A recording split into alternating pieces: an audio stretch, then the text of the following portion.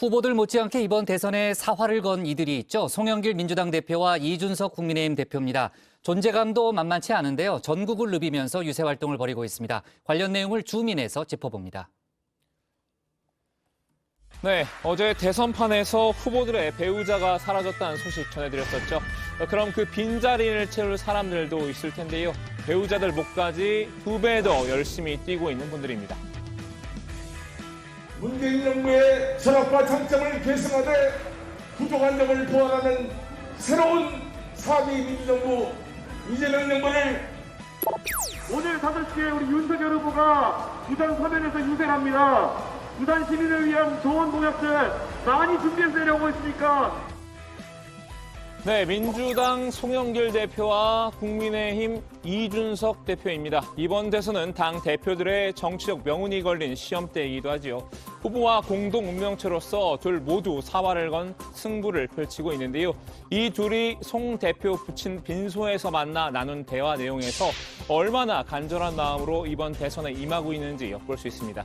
송 대표가 이 대표에게 임기가 언제까지인가라고 묻자 이 대표가 어차피 3월 9일 대선에서 지는 사람은 임기가 끝나는 것이라고 답했다고 하죠. 자, 오늘은 이 두 당대표에게 줌인해 보겠습니다. 그 본인이 자기를 검찰총장으로 임명해준 대통령을 상대로 범죄 피의자로 보는 이러한 오만한 행위는 용납될 수 없는 배은망덕한 행위이고 폐륜 행위라고 저는 생각합니다. 별명이 황소인 송영길 대표, 큰 체격만큼이나 화끈한 화력을 자랑하고 있죠. 제1선에 서서 공격을 지휘하고 있는데요. 공격 유형을 투자 스타일에 비유하자면 집중 투자형입니다. 100명이든 1000명이든 난 한 놈만 빡! 한 놈만 빡! 한 놈만 빡! 한 놈만 빡! 한 놈만 빡! 윤석열 후보한테 모든 공격 자원을 집중하고 있는데요. 공격 주제도 다양합니다. 어제는 윤 후보와 건진 법사의 관계를 추궁했는데요. 살아있는 소의 껍질을 벗기는 엽기적인 동물 학대 이런 무속 행사를 하면서 거기에 윤석열 서울중앙지검장과 코바나 컨테스 김건희의 등이 달려있는 게 확인이 되었습니다. 국민이 불러낸 후보가 아니라 건진 법사와 주술이 불러낸 후보다 이런 생각이 듭니다. 오늘은 윤 후보의 어퍼컷 세리머니를 문제 삼았습니다. 진정 즐길 줄 아는 여러분이 이 나라의 챔피언입니다.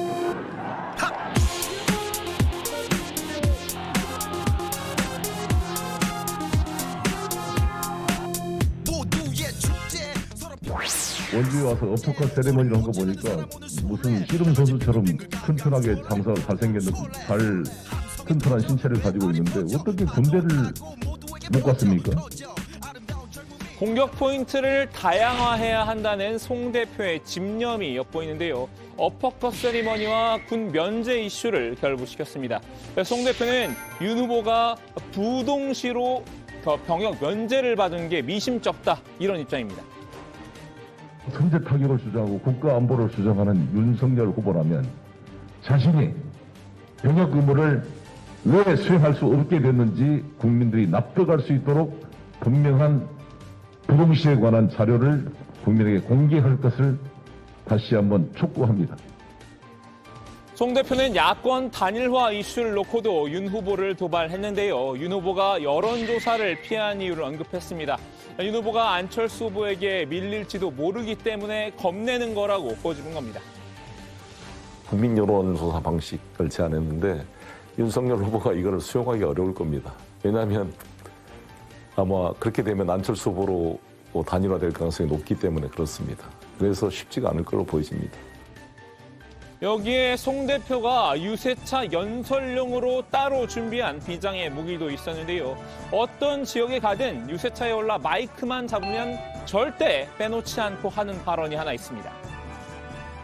일 잘하는 대통령이 필요합니까? 술 잘 마시는 대통령이 필요합니까? 그러니까 윤 후보는 주량만 대통령감이라는 평가인데요. 송 대표가 보는 윤 후보는 이런 사람이었나 봅니다.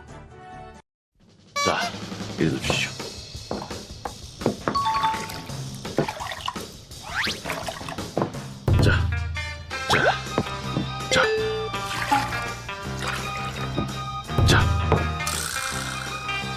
반면 이준석 대표는 송 대표와 공격 스타일이 다릅니다. 송 대표가 계란을 한 바구니에 담는다면 이 대표는 여러 바구니에 나눠 담는 분산 투자형입니다. 좋게 말하면 멀티태스킹에 능한 편인데요. 동시에 여러 명을 공격하곤 합니다. 고창기 씨, 소고기를 탐하다가 대통령 자리를 잃는다. 소리가 우스갯소리로 등장하는 게 지금의 선거입니다.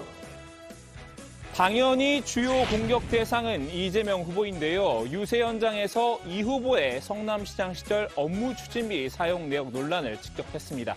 이 후보가 법인카드로 하루에 9번씩이나 밥값을 결제한 부분을 문제 삼은 건데요.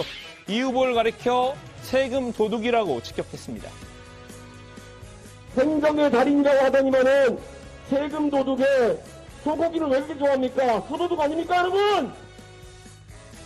비록 몸은 부산에 있지만 이 대표의 손가락은 SNS를 통해서라면 어디든 갈 수 있죠. 민주당 고민정 의원과 동물권을 두고도 공방을 벌이고 있는데요. 이 대표 고 의원이 진행 중인 동물들도 이재명 후보를 지지한다는 컨셉의 선거운동을 비판했습니다. 동물을 선거운동 도구로 쓰는 것 자체가 동물권에 대한 몰이해라고 지적했는데요. 이 대표가 SNS만큼이나 좋아하는 활동이 또 하나 있죠. 바로 토론입니다. 동물권에 대해 진지하게 토론할 생각이 있으면 받아주겠습니다. 고민정 의원님, 숙제 드릴게요. 동물권. 고 의원도 바로 반박에 나서면서 언쟁은 이어졌는데요. 이 대표를 향해 한가하냐고 비꼬았습니다. 국민들이 보고 싶은 건 고민정 대 이준석이 아니라 윤석열 대 이재명의 정책 토론이라고 맞받아쳤는데요. 이 대표가 내준 숙제에 대해서는 오히려 국민의당에서 성상납 의혹이 사실인지 물었던 것 같은데 그 숙제는 하셨느냐 반문하기도 했습니다. 역시나 그냥 넘어갈 이 대표가 아니죠. AI 윤석열의 드립을 빌려와 반격했는데요.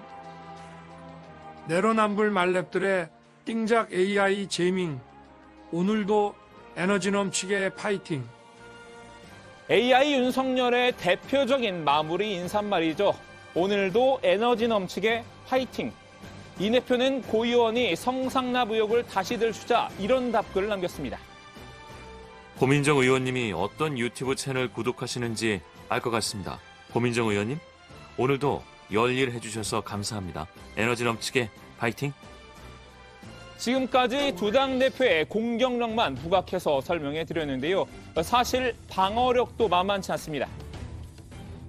저도 내 아플 때 내 약을 제 비서가 사다 줄 때가 있거든요.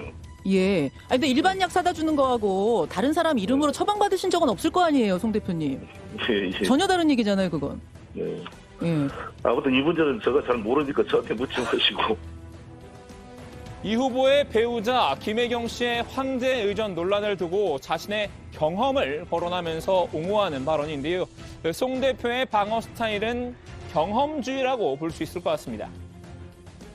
결정적 공무원이라는 것은 이런 비서 업무, 공간 업무를 하기 위해서 고용을 한 분 아닙니까? 저도 제 비서가 네. 당 대표 이 판공비 카드, 내 정치자금, 국회의원 정치자금 카드를 다 제 비서가 다 가지고 있습니다. 예. 어떻게 제가 쓰는지를 알 수가 없어요. 이 대표도 윤 후보가 문재인 정부 적폐청산 수사 발언으로 공지에 몰리자 제일 먼저 팔을 걷어붙이고 육탄 방어에 나섰죠. 송 대표와는 반대로 경험주의보다는 합리주의에 가까운 스타일인데요. 우리 후보가 문재인 정부도 잘못한 일이 있다면 성역이 될 수 없다는 원칙론을 이야기한 것에 대해서 청와대가 발끈했습니다. 원칙론에 대해서 급발진하면서 야당 후보를 흠집내려는 행위는 명백한 선거 개입에 해당합니다.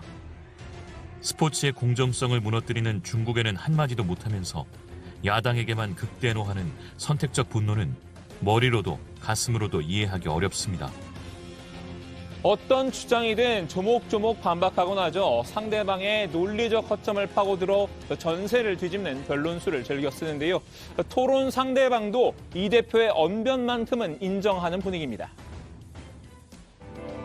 이준석 후보 참 말씀 잘하십니다.